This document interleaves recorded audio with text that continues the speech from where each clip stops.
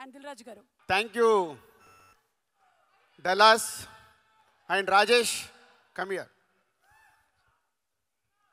So నాకు ఈ idea వచ్చినప్పుడు ఇలా ఈవెంట్ చేద్దాం అనుకుంటున్నామని రాజేష్తో డిస్కస్ చేయడం జరిగింది.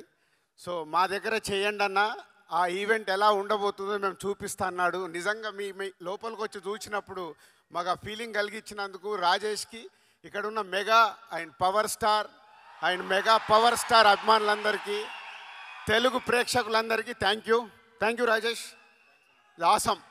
ఎందుకంటే ఆల్రెడీ మెసేజ్లు వస్తున్నాయి, ఈవెంట్ అదిరిపోయిందని. మనం లైవ్లో చూస్తున్నాం, ఇక్కడ ఉండి అందరూ ఫోన్లలో యూట్యూబ్లో చూసి మెసేజ్లు పెడుతున్నారు. సో అందుకు మీ అందరికీ చాలా థ్యాంక్ యూ.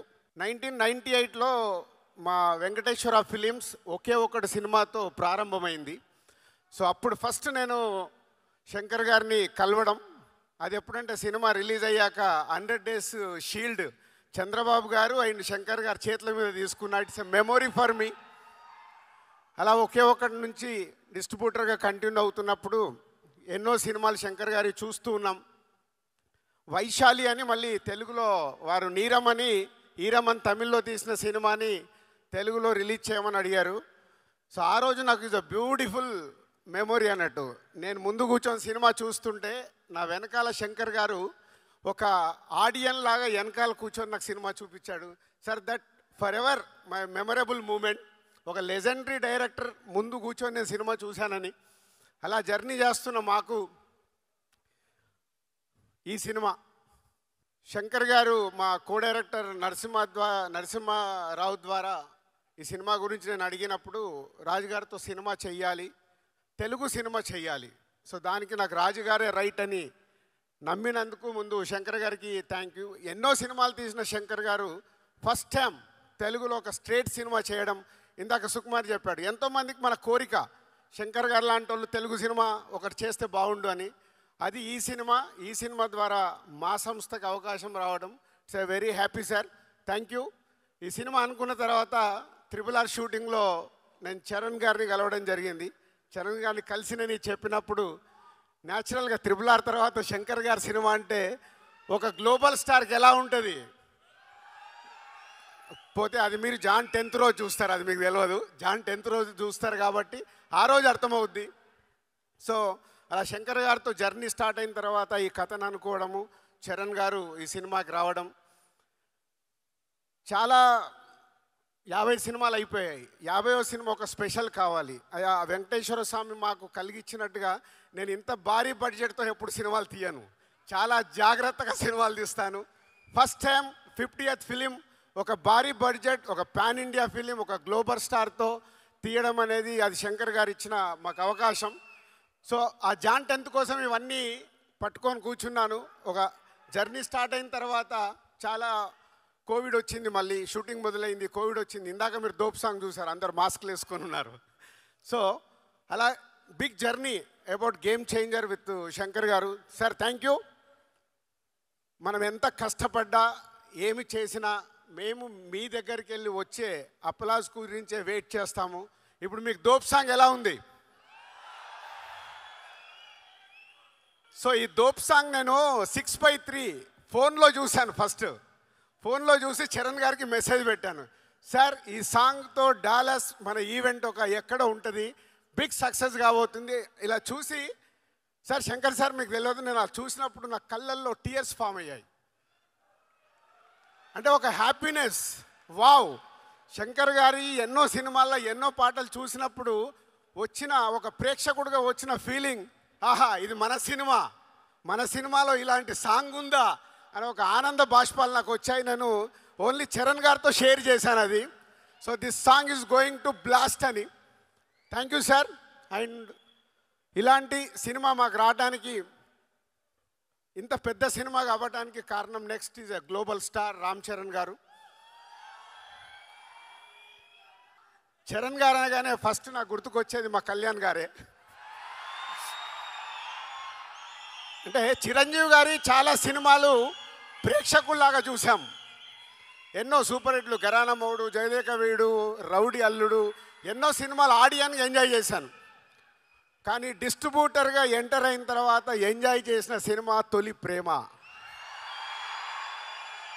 సో అక్కడ మెగా ఫ్యామిలీతో చిన్న బాండేజ్ స్టార్ట్ అయింది నాకు. ఇక అక్కడి నుంచి మీ అందరికీ జర్నీ తెలుసు. ఒక ఖుషి, గబ్బర్ సింగ్, ఇలా ఎన్నో సినిమాలు. కళ్యాణ్ గారితో సినిమా తీయడానికి చాలా టైం పట్టింది, అది కూడా కంప్లీట్ చేశాను వకీల్ సాబ్తో. సో అలా మెగా ఫ్యామిలీతో ఒక బాండే స్టార్ట్ అయిన తర్వాత ఎవడు చేశాము, అది కూడా సినిమా రిలీజ్ అయ్యి కరెక్ట్ 11 years అయింది. 2014 Jan 14th సినిమా రిలీజ్ చేస్తాం, అది సంక్రాంతికి. ఆఫ్టర్ 11 years కొడుతున్నాం, మామూలుగా కొట్టట్లేదు, గట్టిగా కొడుతున్నాం. శంకర్ గారి సినిమాలు మనకు పాటలు, సీన్స్ ఏదో సెల్ ఫోన్లో చూస్తే కుదరదు. అది బిగ్ స్క్రీన్ మీద చూసినప్పుడే ఆ మ్యాజిక్ 4 times ఉంటుంది. అదే గేమ్ చేంజర్. అంటే శంకర్ గారు ఒక్కొక్క పాటని డిజైన్ చేసిన విధానం, మచ్చా మచ్చా, అటు వైజాగ్ షూటింగ్, ఇటు అమృత్సర్లో షూటింగ్, 300 మంది డ్యాన్సర్లు, ప్రతి సాంగ్ని శంకర్ గారు డిజైన్ చేసుకుంటారు. ఓకే, ఈ సాంగ్ నేను ఇలా తీయాలనుకుంటున్నాను.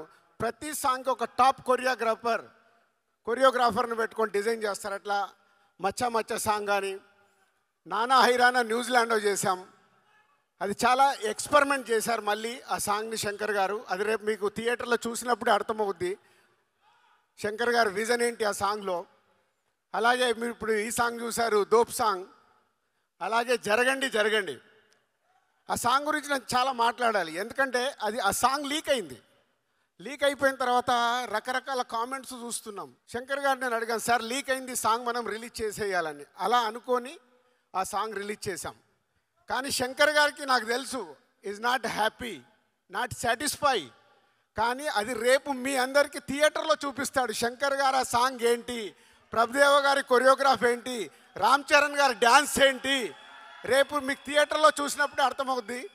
సో నేను దగ్గరుండి చూశాను. అలా ప్రతి సాంగ్ని డిజైన్ చేస్తారు శంకర్ గారు. ఈ సినిమాలో ఉన్న 5 పాటలు ఒక బిట్ సాంగ్, దేనికదే అన్నట్టుగా.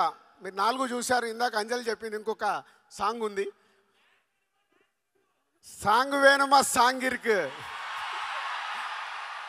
ఫైట్ వేணுమా ఫైట్ ఇరుకు, hero villain Surya and hero గారికి క్లాప్స్ వేணுమా క్లాప్స్ ఇరుకు. సో సంక్రాంతికి సూపర్ హిట్ ఇరుకు.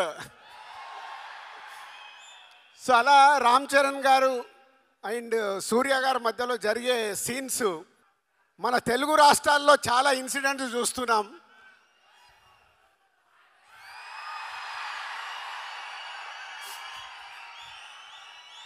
రేపు రెడీగా ఉండండి, పేపర్లు పెట్టుకోండి, జనసేన అవి పెట్టుకోండి. మీకు థియేటర్లో తెలుగు రాష్ట్రాల్లో జరుగుతున్న ఇన్సిడెంట్స్ చాలా కనిపిస్తాయి. కానీ ఇవి శంకర్ గారు 4 years బ్యాక్ రాసుకున్న సీన్స్, అవి ఇప్పుడు జరుగుతున్నాయి. అవే రేపు మీకు థియేటర్లో మీతో క్లాప్స్ కొట్టిస్తాయి. సో మీకు ఒక హై వోల్టేజ్ తెలుగు ప్రేక్షకులకి, అలాగే యావత్ భారతదేశంలో ఉన్న అన్ని లాంగ్వేజ్లో ఈ సినిమా రిలీజ్ అవుతుంది. అందరికీ ఒక కిక్ ఇస్తుంది.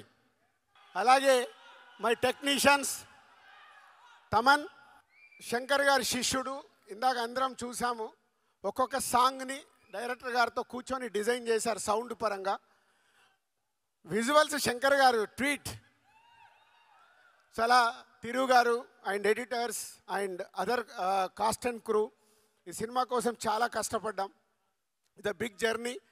ఆ జర్నీ ఎలాంటిదంటే స్టార్ట్ అయిన దగ్గర నుంచి జనవరి 9 వరకు వదిలిపెట్టకుండా నడిపియాల్సిన బాధ్యత నాది. నడిపిస్తూనే తీసుకొస్తున్నాను. అలా నా వెనకాల ఉన్నందుకు టీం అందరికీ హ్యాట్స్ ఆఫ్. ఎక్కడ కూడా ఆ ఎనర్జీలు వదిలిపెట్టకుండా లేదు, శంకర్ గారు అనుకున్న సినిమా రావాలి. ఎందుకంటే హీరోలకి, డైరెక్టర్లకి, ప్రొడ్యూసర్లకి అందరికీ సక్సెస్లు వస్తాయి, ఫ్లాప్స్ వస్తాయి. ఇండస్ట్రీలో చూడండి కాదు, కొట్టినప్పుడే దాని వర్త్ తెలుస్తుంది. అలా ఈ సినిమాని పట్టుకొని నడిపించారు శంకర్ గారు. ముందుండి మొత్తం టీం అందరూ ఆ ఎనర్జీతో ఇంకా వర్క్ చేస్తున్నారు. జాన్ 10th మీకు ఒక అద్భుతమైన సినిమా చూపించడానికి దానికి హోల్ టీమ్కి ప్రత్యేకంగా thank you very much, thank you. And specially Dallas thank you. First ఒక తెలుగు సినిమాకి ఇందాక అనిల్ సుంకర గారు చెప్పారు, ఫస్ట్ ఒక తెలుగు సినిమాకి ఇలాంటి ఈవెంట్ చేయడం మళ్ళీ ఈ గేమ్ చేంజర్తోనే గేమ్ చేంజ్ అయింది. ఎందుకంటే అంతా మీరే చేశారు సుమా గారు, అంతా వీళ్ళే చేశారు, అంతా మీరే చేశారు. ఎందుకంటే మిలియన్ల రెవెన్యూ తెలుగు సినిమాకి ఇస్తుంది మీరు. కాబట్టి మీ దగ్గర ఈవెంట్ జరగాలనే ఆ సంకల్పం మాది. ఆ సంకల్పాన్ని సక్సెస్ చేసినందుకు మీ అందరికీ thank you very much. And my boy, my brother, ఏదన్నా తక్కువే మా సుక్కుని.